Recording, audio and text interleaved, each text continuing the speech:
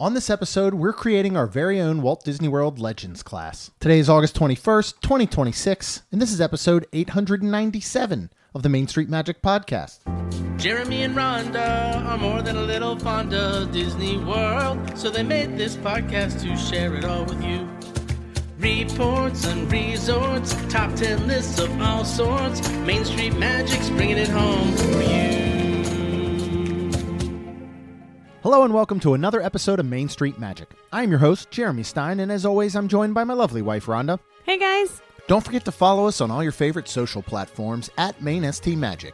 And be sure to sign up for our free email newsletter at mainstmagic.com so you never miss the latest Disney news, podcast episodes, vacation tips, and more. Looking for your next favorite Disney shirt? Check out our newest designs and collections at mainstreetshirts.com. And if you're planning your next Disney vacation, our friends at MEI Travel offer completely free vacation planning services so you can focus on making magical memories. Visit mainstmagic.com/travel for a fee-free, no-obligation quote today. If you need help snagging that hard-to-get dining reservation, Mouse Dining keeps watch and alerts you when your reservation becomes available. You can start for free at msmfriends.com. And if you want even more Main Street Magic, join Wonderland Crew on Patreon for bonus episodes, exclusive content, live streams, discounts, and an amazing Disney community. Join today at wonderlandcrew.com. Now, before we jump in, don't forget to hit that subscribe or follow button so you never miss a brand new episode every Tuesday and Friday. Well, hello everyone. I hope everyone has had a very good few weeks and school is on the right track for everybody. And Yeah, if you've started. oh yeah, Everybody started. that's right. We used to always start I forget. day after Labor Day, which now seems so late, but I think they start so early here. But very, very excited because I feel like the start of school also means the start of food and wine.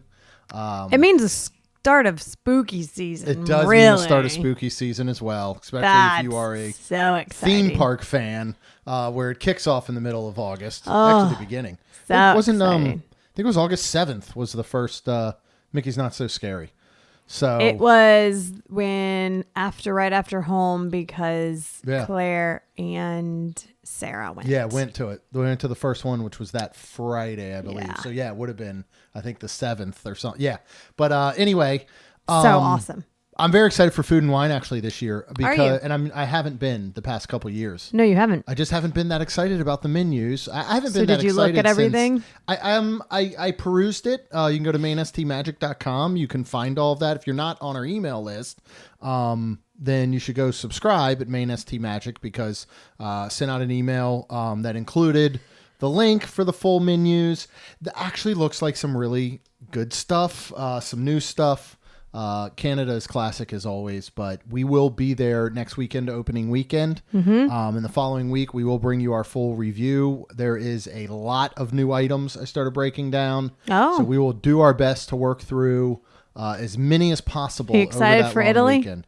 You know, nothing screams Italian like ham and cheese stromboli. So it's basically a glorified Hot Pocket. Not to say it won't be delicious. I don't, again, I'm not Italian.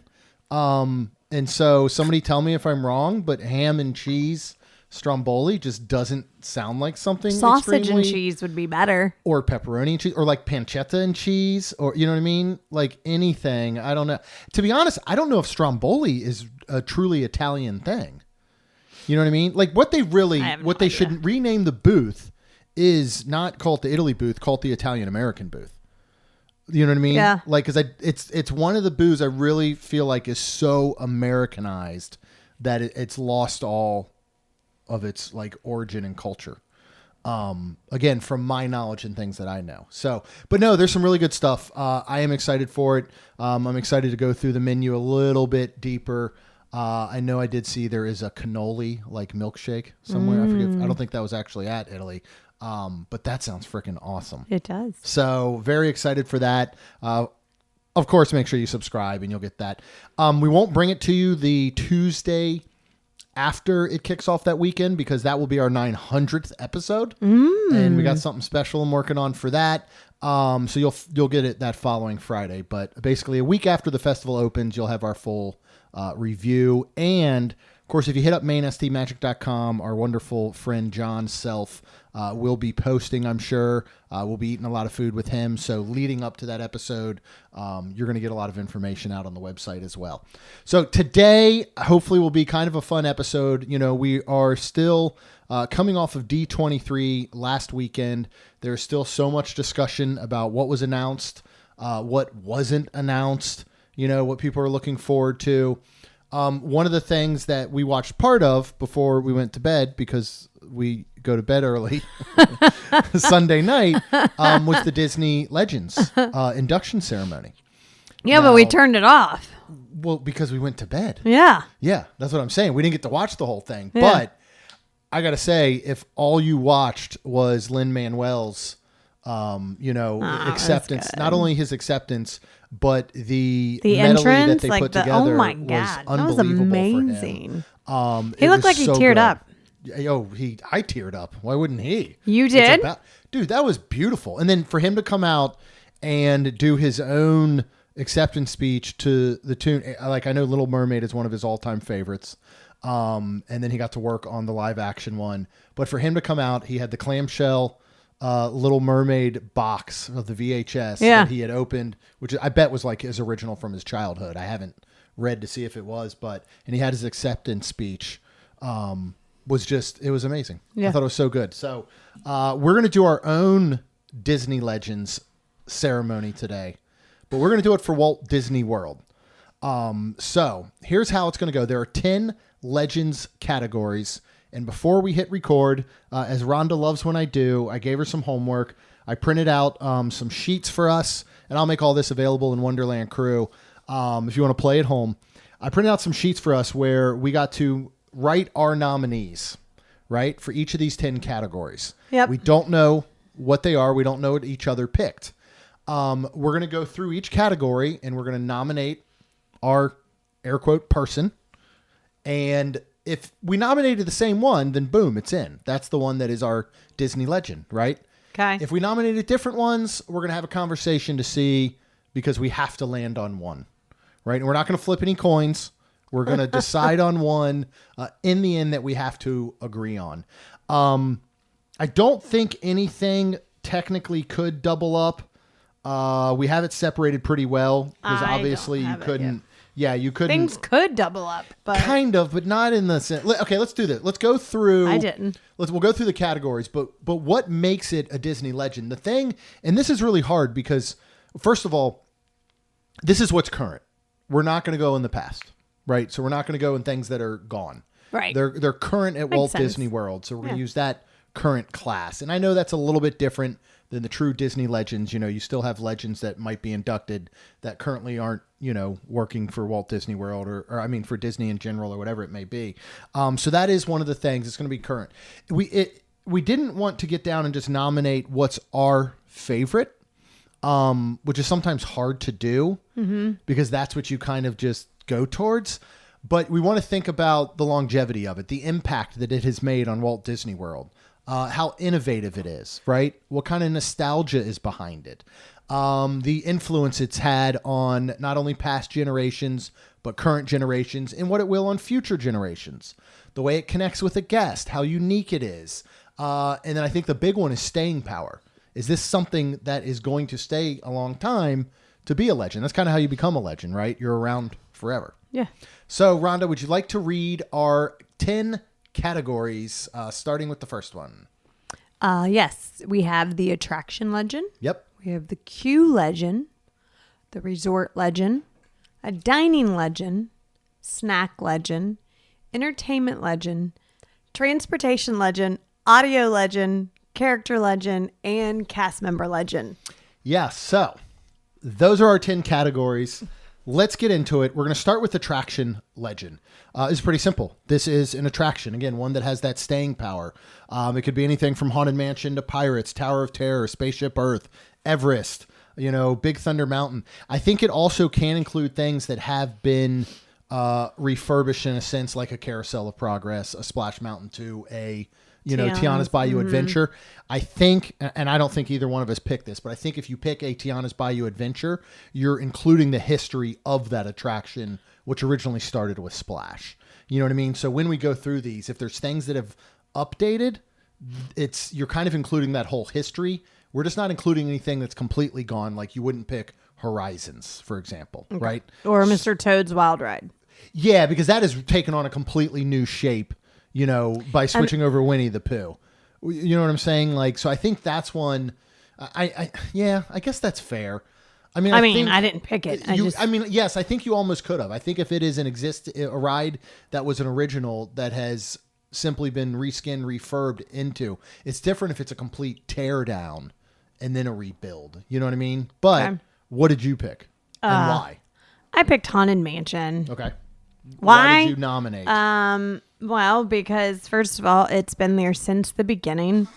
It is amazing. It's my favorite. It's not favorites. Remember, I'm not doing favorites. Well, it is. It is. I know. The nostalgia there, the iconic status is there, the guest connection is there, everything, literally. Yeah. So that's why. Staying power. I mean, again, it's been there from the beginning. And I don't think it's going anywhere. I also nominated Haunted Mansion. So okay. It is the one that's going to go ahead and be our Disney Legend for attraction. We kind of say, is anything safe? Is anything truly safe? And I think it is. I think things like Haunted Mansion, Pirates of the Caribbean, Jungle Cruise, Spaceship Earth, which I know they're now saying that is going to finally get its refurbishment, but it's still going to hold the heart of that. If they ever do any sort of major refurbishment to a Haunted Mansion, a Jungle Cruise, a Pirates of the Caribbean, it's still going to be at its core that same attraction. Yeah. Even in theory, Carousel of Progress. Mm-hmm. It's still at its core exactly what it has been and always will be. And if 50 years from now they update it again, it's still at its core going to be the same thing. Yeah. And so, we have seen 2 Haunted Mansion movies come through. Mm-hmm. I don't think either of them got to the level that Disney thought, hey, let's, add all that into the attraction. But, right. We did get Jack Sparrow and stuff in Pirates of the Caribbean, but it's still the same if you take them out. I don't think it'll ever go through such a change that it's not recognizable anymore. The way that a Splash did to Tiana's. Right. So I do think that the staying power is huge there. And like Pirates was Pirates before they added some Johnny Depp to it. Right. And it was Pirates before it was the movie. Right. You know what I mean? Like, so right. I think it's the ones that came first. Yeah. The ones that were OG original created park IP as opposed to movie IP that was then brought into the park. Yeah. Even if they had put a Dwayne Johnson animatronic in Jungle Cruise, you weren't going to lose the core of what Jungle Cruise is. So I think that's where we look at nostalgia and stuff for this. And Haunted Mansion isn't going anywhere. Mm-mm. I can't imagine. I would hope not. I would cry. Well, think about it, right? First of all, the Pepper's Ghost, which has been around for centuries. I mean, I think it was like the 1800s that it was invented, right? Like, it's still one of the greatest effects. Yeah. But there certainly are things that they could have upgraded that effect, and I don't know that it ever happens. You know what I mean? Like, I don't think they ever come in and they make such a change that the Pepper's Ghost goes away in the ballroom scene. I hope not. So, yes, they're going to make probably updates at some point to The Bride, right? Whatever you may get there. Where maybe it becomes a full animatronic as opposed to that projection mapping or whatever, but you're not going to lose what The Bride is and what that whole scene is. So I think that's where this is such an easy pick. It also happens to be one of our favorites, but it's all those reasons that it's our favorite, right? Okay, let's move on to also attraction-based, our queue legend. We want to look at the way that a queue tells a story. Things like Tower of Terror, Expedition Everest, Haunted Mansion. I don't know that we would include Haunted Mansion in this one because I think the queue is a subset of the overall attraction. Well, see, and that's where I said you could double up, but I did not. Right. And I think in that instance, I would have had to then go back and go, you know what? You couldn't pick Haunted Mansion for this because the attraction includes the queue, but I think the queue can live away from the attraction sometimes. So with all that being said, what did you select as your nominee? Tower of Terror. Okay. Why? Well, because it is a haunted hotel, for one. Yep. For two, like when you are on the outside in the grounds, I mean, again, just like you would be at a hotel. Yeah. I think it's really cool. I love everything that's out there. I think I love too, like how sometimes they put through like the, what is it, like smoke and like fog almost, and just really cool. And then you get inside and all the things that are all around that are from the old times. And it just is so cool looking. And of course, all the cobwebs and stuff. But, you know, and then the little hidden things that, you know, if you go by where it has the, what is it called? Where you put the directory. Yeah. Yeah. The old school and directory. it says take the stairs. Yeah, if you look at the very bottom, the letters that have fallen very off. True. It's just, I think. And pre-show is part of Q. Let's be honest. Like here's the job of the queue. Not only I think is it to keep you entertained while you're waiting, but it also is the job to set up the ride that you're about to get on and why. Right. And I think it does a very, very great job. I love looking around. I love, like, that's one I just don't mind standing in. So that's why I did that one. What'd you do? So I nominated Flight of Passage. That was one I was looking at too. And but I think, I think it does tell a wonderful story about the world of Avatar and Pandora, throughout. I think the way that it's broken into very unique areas as you go through, where you basically, you start outdoors, you go in through those caves, you kind of get into that indoor-outdoor area as you lead into the lab before you actually board the ride. The pre-show does such a good job of saying, basically, here's what the pre-show should do. Who, what, when, where, why, right? It's all those W's. Who are you and who are these people that you're coming to see? Why are you here? What are you going to be doing? Why are you going to be doing it? I think it does such a good job of that. I'm going to switch it up and think we go with your nominee as the legend for Tower of Terror. Because the only reason I didn't pick Flight of Passage, and I thought about it, the main reason is because of kind of nostalgia. I mean, it's not like it's been around a long time. Yes. Tower of Terror has been. Yep. And do I think it'll stay? Probably 100%. Yeah, I don't think Tower of Terror is going. I don't think that it's going to. No, I mean Flight of Passage. Oh, Flight of Passage. Oh, gotcha.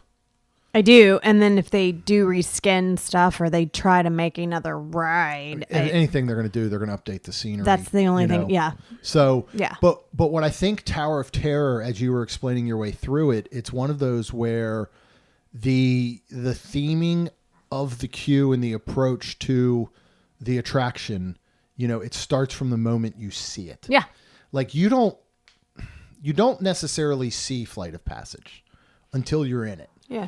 And from the moment you see the Hollywood Tower Hotel and you see the people dropping and you see the burnt, lightning strikes on the exterior of the building, as you mentioned, when you walk through the gardens. Even as much as going down Hollywood Boulevard. Like that's where it starts. Yeah, because just like a hotel, like you could have shopping and you could have stuff.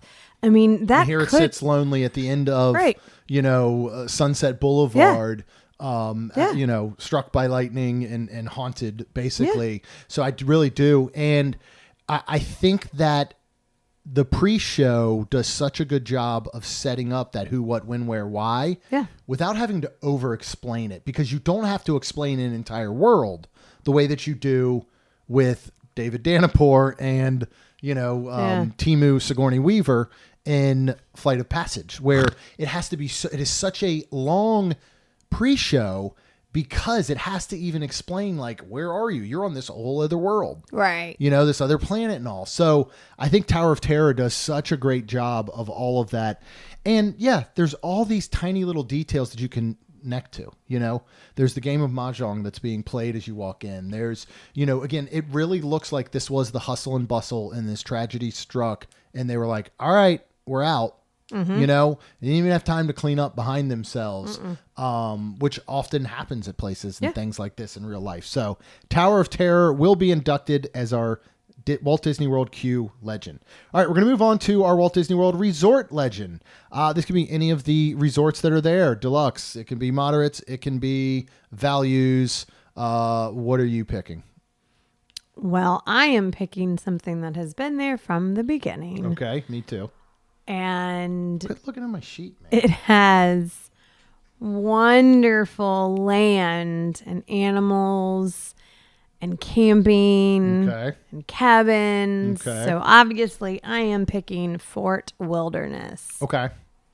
on all the things, the longevity, the impact, what you can do there, all the things, the nostalgia.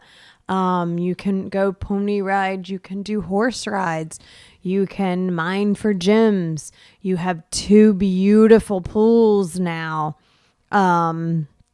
Anytime you go around the holidays, if it's Halloween, oh my gosh. I mean, it's amazing. If it's Christmas, again, amazing. They all the campers like decorate. It's amazing. Historical, it's been there from the beginning. And that's where, if I remember correctly, some of the people actually had to stay. Yeah, construction folks stayed there while they were building Magic Kingdom. I'm also going to go something that's been there from the beginning, which is the Polynesian. Yeah, I figured. Again, it rings true for all those things. It has nostalgia.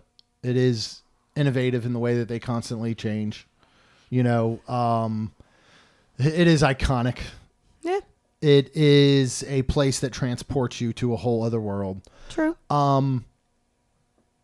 I will say though, if we look at, it's got, okay, let's look at our list. They both have the longevity. Yeah. Right. I think they both have a certain iconic status and cultural impact, especially for people that have been going there forever. They both hold nostalgia, right? They both make a certain connection with guests, and they each have their own individual uniqueness based on what they are. They are both historical in the sense that they were there from the beginning. Polynesian was actually the first, if I remember correctly, it was the first one to open. I thought I remember reading at one point that the Polynesian technically opened prior to the Contemporary based on some of their check-in systems, that it actually accepted the first guests and over the Contemporary, right? Okay. Here's what I think I will give you and lean towards Fort Wilderness is when we get to innovation. Okay. Because they have innovated by doing things like adding the cabins, right? Then updating the cabins and adding DVC, right? They have Don't they have constantly technically evolved. more land to add more things? I don't know how it sits now with Lakeshore Lodge going in, and I hope that Lakeshore Lodge doesn't affect a lot of these things we're talking about because it's basically on top of it. Yeah. But I also think, if you look at, especially when you look at the nostalgia and stuff, Fort Wilderness has changed so much without changing at all. Like at its core, again, it is still what it was when it opened. And it's different than the Poly because you can do like a Poly, you just go to a hotel room. Right. Period. Yeah. There's no like, you know what? I want to try with my family and camp. Yeah. I want If they would let me to- set up a tent on the beach, I would gladly do that. Okay. They're They gonna will let me not. do that.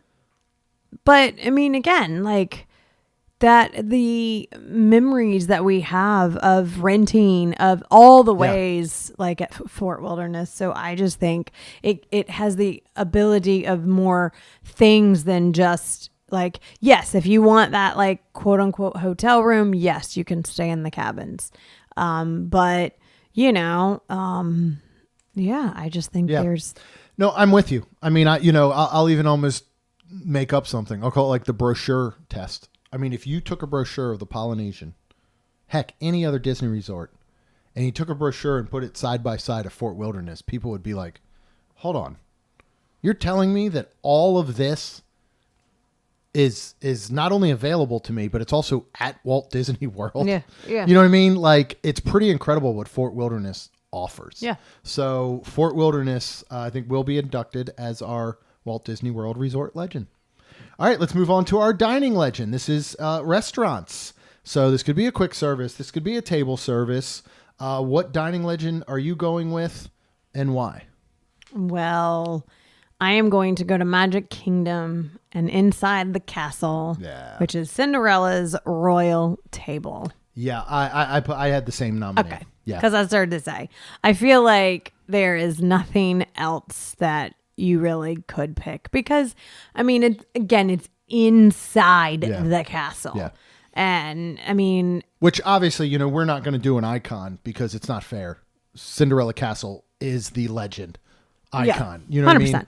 And I mean, now just you're like putting a Sleeping restaurant Beauty. inside of it. Yeah. Right, exactly. Just like Sleeping Beauty's 100%. castle in Disneyland. Like, 100%. There's no question about that. And you can, and you feel so like a princess going up those stairs and just, you feel so royal and fancy and just, it's amazing. It's amazing. It's absolutely amazing. Yeah. And the food's good too. It is. It's not like it's like, oh, it's mediocre food or it's, Olive Garden food. Right. And I'm getting to eat inside the castle. No, it's actually really good food as well. Yeah. And what I think's amazing too is that this could be something where, the castle could have just been a facade.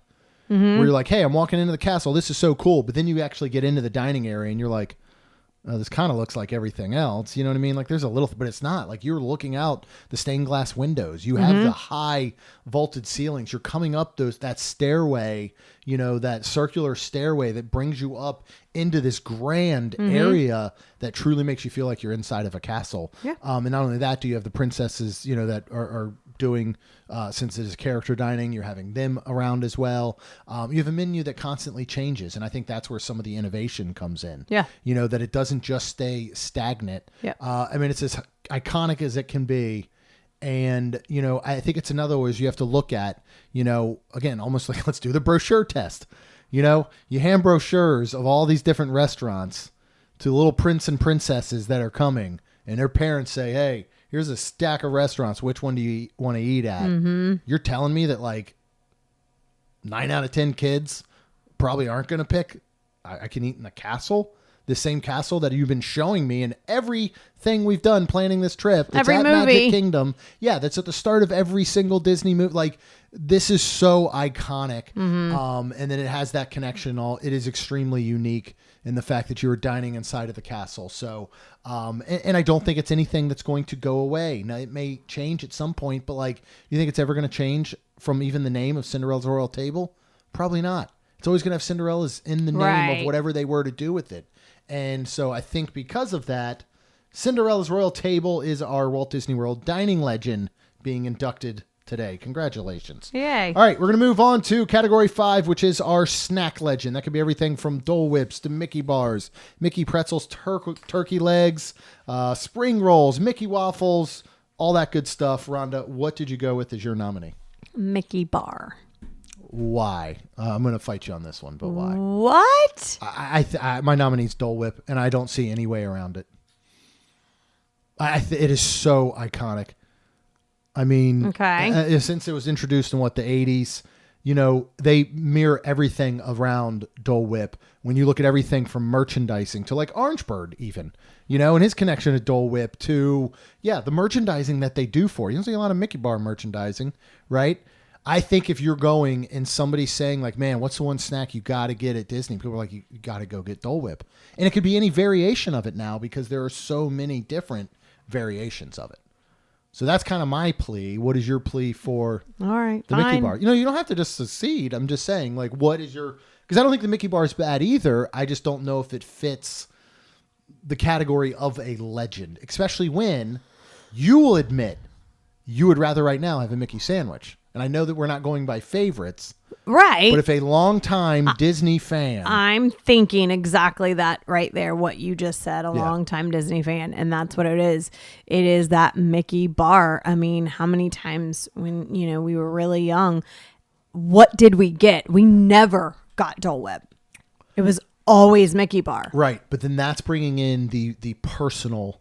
Okay. You know what I mean? Like, here's the thing I look at it. When they're sitting down and going... like I'm on a board, just say to pick Disney Legends. Spoiler alert, they just nominated me. I was very happy about it. No, let's just say I'm on the board who helps pick Disney Legends. And I go, Lin-Manuel Miranda. And people are like, well, yeah, dude, but you're a huge fan of his. And I'm like, yeah, but I can put all of that aside and go, look at his accolades. Look at what he has done. He is obviously a Disney legend. And that's how I feel about Dole Whip. Okay. You know, it's Dole Whip Miranda. All right, fine. So, but I mean, are you cool with that? I mean, do you yeah. really agree in the end, though, sure. that Dole Whip is so iconic? Sure. Okay. All right. So, Rhonda seems so enthusiastic about us inducting Dole Whip as the Walt Disney World snack legend. All right. We're going to move on to number 6 category, the entertainment legend. This is, we're thinking really of like shows, right? And we are going to go with ones that are current. Do you want to stick with current or do you want to bring things that are gone for this one? I don't care. I picked something that is current. Okay. What did you select? Happily Ever After. I'll go with that. I kind of was going against my rules and I didn't mean to, by thinking of something like Main Street Electrical Parade. But geez, if one of our things is staying power, it's no longer there. Right. And Happily Ever After, remember, Happily Ever After went away. And then came back. I don't think that, it was Enchantment, correct? Was the 50th? I don't believe. I don't remember. And I could be completely wrong. I don't think that was Disney's plan all along, was to only bring it in for the 50th anniversary and then go back to Happily Ever After. Yeah. I think they listened. I think they realized that Happily Ever After is a superior show. Mm-hmm.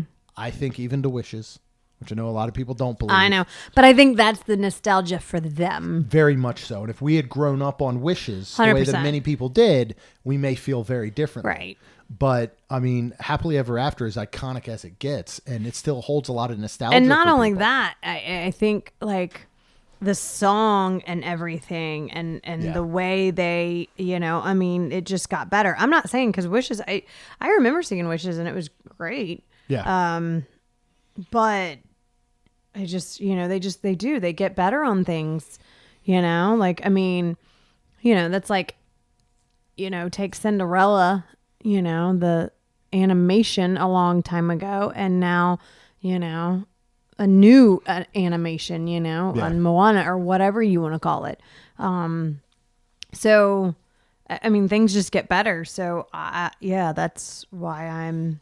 Yeah, I mean, I think it's such an incredible show. I think it's, again, if you're looking at shows, if you're looking at nighttime spectaculars, for me personally, and this only includes the things that I have seen at Walt Disney World through my years and at one trip to Disneyland, obviously in person, Happily Ever After is the Mac Daddy. I mean, it is at the top. I agree. And I think it is going to be around for a very long time. I think it's great that Disney has opportunity to do things like Mickey's Not So Scary and the Christmas Party to have some change up to it. But I think they learned their lesson when they were like, hey, let's put up something new for the 50th. And they were everybody was like, yeah, no. this isn't it. And I really think they brought it back and it wasn't their original plan. Yeah. Again, I could be wrong. That's the way I feel. So Happily Ever After gets inducted in the Walt Disney World Entertainment Legend. All right, let's move on to Category 7, our Transportation Legend. We've got monorail skyliners. We've got boats. It could be a specific boat like the ferry boats, the friendship boats, resort boats. We got the Disney buses. If you want, you could even throw in the minivans. Who have you selected? The monorail. Yeah, I think it's a no-brainer, and that's who I've nominated. Okay, as well. I just started to say. I mean, the main reason is because it's been around for so long, and that again is just iconic. I mean, I hate to say it, but if you're watching a commercial, they're not going to show a boat. See the monorail in it at some point. Right. Yep. They're not going to show buses. Yeah. They're not going to show the Skyliner. They are going to show the monorail. Yeah. And it's just. And I love it. And then I fell in love with it 1,000 times more when I rode Disneyland. Yeah, after we were almost killed on the Disneyland monorail. Yeah, I would love to see a commercial where it flashes like a quick scene and there's just a worn out dad standing on a bus holding his kid in his arms. Like, you're never going to see that. No. You know, you're going to see the monorail going through the Contemporary or coming around Epcot in Spaceship Earth or passing in front of Magic Kingdom in the train station with Cinderella Castle as the backdrop. Like, you're going to see that, like you said, in every marketing piece imaginable. And who wouldn't see that and be like, whoa. That's cool. And it is. You know what I mean? It's amazing. And so I think that's very easy. We both nominated it. So as far as our Walt Disney World transportation legend, the monorail will be inducted. All right, we're going to move on to audio legend. So this could be a song. This could be a specific narration in a park, at an attraction. So for our audio legend, Rhonda, who are you nominating? Pirate's Life. Yo ho, You yo are. ho. I am. Okay, why? I mean, just because it's to me legendary. You know, I mean, pirates have been pretty close to after the beginning. Right. And I don't know. I think anytime I hear that, even if it's like literally in the movies, I just always thought of Disney. Yeah. So I think, I don't know. And I mean, I guess you can sway me on it if, you know, I don't you know if have I can. somebody better. I selected Grim Grinning Ghosts, but I think Yo-Ho, Pirate's Life for me and all, I think it hits more of the marks that we're looking at as far as this all goes. That's you know, what I was thinking. And I love that you just brought up that piece with the last one about, you know, think of their marketing, think of the commercials, think of the, like, that is one that you're going to hear. And, you know, I think Grim Grinning Ghost is excellent, but I think on a grand scale of who it attracts to the most from all ages and everything, I think that Yo-Ho does a better job of that. It is nostalgic, obviously. It has longevity and the staying power. You know, again, it is simply iconic. And I think it potentially has more of a guest connection than probably Grim Grinning Ghost does. Because it's for everybody. And Grim Grinning Ghost, I mean, it can be scary. You know, our kids went through a period of scariness thinking that Haunted Mansion was scary. And Pirates, they never did. No, not at all. They were like, I don't want to see ghosts, but yeah, let's watch them torture this guy in front of his wife. All right, so our Walt Disney World audio legend induction will be Yo-Ho. All right, let's move on to our character legend. I'm very interested to see who you selected for this. I think my nomination is going to surprise not only you, but everyone. Okay. Who did you nominate? Stitch. Okay. Why? I'm gonna get you on this one, but why? What? Why Stitch? Because he is iconic, and now he's like next to Mickey Mouse. I think he is everywhere. Like he is. They have literally really put all in on Stitch. Like I don't know why. Like and for a long time, merchandising wise, but like. You can find them anywhere, like, and when it's considered Disney, like it's you got Stitch. Yeah. I don't know. I mean, I guess that's why. Like he's not going to change. He's very iconic. I mean, I feel as though you have put a major personal preference into this nomination. No. Can we all agree on that? I think a little bit. I don't think so. A little bit. He's historic. He's got staying power. He's got guest connection. Yeah. Like everybody loves Stitch. They don't though. Oh, okay. Not everybody does love him. Okay. So, you know, I think if you're looking at like a Disneyland, I think it's different. I think you're looking at Mickey or you're looking at, you know, Aurora even. So, Rhonda. Who did you pick? During Happily Ever After, who flies from the castle? Oh, and she's my favorite too, Tinkerbell. What do they call if you get blessed with a little extra something? Pixie dust. Right? Okay. I mean, I think Tinkerbell is And about she as is at the legendary beginning. as they get. She is at the beginning of every movie too. She comes and she does the thing. So, okay. Yeah. I'll let so you I have that. It's it's so funny. It was the first thing that popped in. Like I didn't even have to think about that one.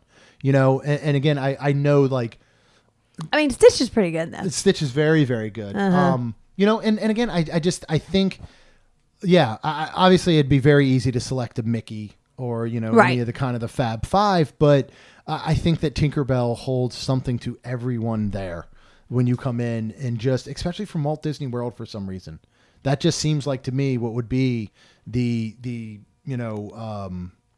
character or like the mascot of Walt Disney World would be a Tinkerbell. Yeah, I'll agree. For our Walt Disney World character legend, we are inducting Tinkerbell. Finally, we're going to end on our cast member legend, who you should always be nice to. This could be anything from Jungle Cruise skippers to the folks working at Haunted Mansion. You have your Tower of Terror bellhops, your safari drivers on Kilimanjaro. Any of the specific stage shows, acting, performers. Who did you select? I picked Jungle Cruise skippers. Hey, me too. I figured you might. Yeah, why did you pick them? I picked it because I think I picked them because to me, I guess let me say it like this. You can never not have an off day. Oh my gosh. And when you're really talking about like... I mean like there's times... If you're at Haunted Mansion or Tower of Terror, you're supposed to have an off day every day from the looks of it. You know what I mean? Right. Like you could literally be like, I'm having the worst day ever. And people are like, this guy's great. Right. Like, and it's great. Yeah. But Jungle Cruise, I think that's just hard because like, and I don't know if maybe they should have more credit, but yeah, just again, like I love my job and we've been going through some stuff at work, with, the, Lash place bought it and I have had to move rooms and I have been in this same room for almost 13 years. And so, other than Disney, work is my sanctuary and I love being there. And lately I just haven't, and it's been really hard. So I think of something like that where, they have to just be on. And I think they deserve the nominee. yeah. Well, here's what I'll say. It is, I really, just off the top of my head, it's the only attraction where if they aren't there, it's a completely different attraction. You know what I mean? Yeah. And, really I never thought of it like that. for me, when I do the Jungle Cruise, I am there for the skipper. And then I happen to be surrounded by some cool scenery and a boat ride, right? Right. But they're the focus. They can make or break Yeah. that entire attraction for you. Yeah. Now for us, people that are very, very blessed get to go to Walt Disney World often. We get to ride it often. We can pick and choose if we feel like riding it or not based on a wait time. Yep. But a lot of people don't. And so when you think of every attraction there, like let's just say you only get one shot, right, of going to Disney World in your lifetime. Mm-hmm. Is there any other ride that can be as affected as much as Jungle Cruise can by its cast member? Either positive or negative? No, not really. If you go to Tower of Terror and nobody speaks to you the whole time, okay. It doesn't change the ride at all. Correct. And nothing else does that. Kilimanjaro Safari, maybe, but I think Kilimanjaro Safari, there's a difference between a baseline, which is still really, really good on that attraction, and then someone who's great. Yeah. Right? Like we've never had a bad Kilimanjaro Safari guide. No, but again, technically some just add more than others, but you're still getting the same attraction as long as they're pointing out the animals. I just started to say, right? as long as like we could see the animals and see animals, like even if the cast member wasn't there, you would still like go. You would still see them. They could not speak, and you could still take the animal guide above your head and go, oh, there's an okapi, there's a giraffe. I've never seen one of those things. That's cool. Whereas, Jungle Cruise, and you have to think too, there are so many things implanted within the Jungle Cruise ride that rely on the skipper, like the Jungle Book. Right. Right? That has no place really without them pointing that out and making you aware that this is a connection we've made between the attraction and the skipper or this cast member. Right. And then like you said, if you wake up and you've had the worst day ever, you got to go in and perform. And that is not an easy task. No, it's not. You know, and so I just praise them beyond belief that they can go in and do that. And even when we've had a Jungle Cruise skipper that wasn't great, they tend to still be pretty dang good. Yeah. You know? But they can 100% make or break that ride. Yep. So we are going to induct for our Walt Disney World cast member legend, Jungle Cruise skippers. Let's go back through real quick. These are all Walt Disney World. Our attraction legend inductee is Haunted Mansion. Queue legend is Tower of Terror. The resort legend is Fort Wilderness. Our dining legend is Cinderella's Royal Table. Snack legend, Dole Whip. Entertainment legend is Happily Ever After. Our transportation legend is the monorail. Audio legend is Yo-Ho, A Pirate's Life for Me from Pirates of the Caribbean.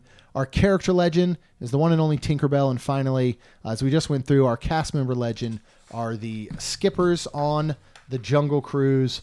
And that is your 2026 Main Street Magic Walt Disney World scratch Legends. Out 2. How many did you scratch out? 1, 2, 3. It doesn't matter. 4.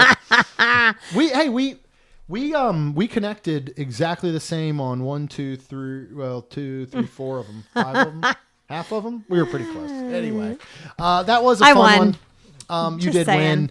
I wasn't going to alert you. You did have your steel card over there still from however many episodes ago. Oh, yeah, if you really wanted, you could have stolen and said Mickey Premium Bar or Stitch. But too late. Too bad. So sad. The episode is over.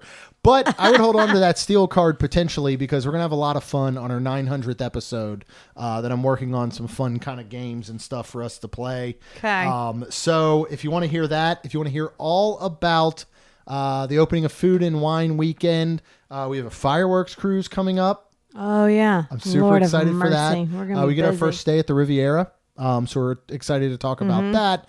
You got to hit subscribe, get brand new episodes every single Tuesday and Friday. Of course, Ron and I would be very, very thankful if you could please leave us a rating and review. Because it helps our show grow. That's all we've got, and we'll see you real soon. Jeremy and Rhonda are more than a little fond of Disney World, so they made this podcast to share it all with you. Reports and resorts, top 10 lists of all sorts, Main Street Magic's bringing it home for you.